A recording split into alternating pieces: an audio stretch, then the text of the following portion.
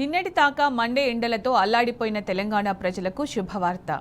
సుర్రుమనే ఎండలతో భరించలేని ఉక్కపోతతో అల్లాడిన ప్రజలకు ఖచ్చితంగా ఇది ఉపశమనమే. బికనేర్ దాటియా ఆగ్నేయ ఉత్తరప్రదేశ్ ప్రాంతంలో కొనసాగుతున్న వాయుగుండం ప్రభావంతో మోస్తారు నుంచి భారీ వర్షాలు పడే అవకాశం ఉందని వాతావరణ శాఖ వెల్లడించింది. ఉపరితల ఆవర్తనం తూర్పు ఆగ్నేయ దిశలో కదిలి ఈశాన్య బంగాళాఖాతం వరకు ఉంటుందని, దీని ప్రభావం తెలంగాణలోని పలు ప్రాంతాలపై పడుతుందని ఐఎండీ వెల్లడించింది.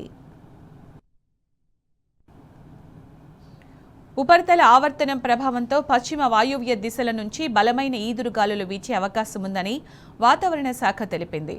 2 రోజుల పాటు పలు జిల్లాలకు ఆరెంజ్ అలర్ట్ జారీ చేసింది.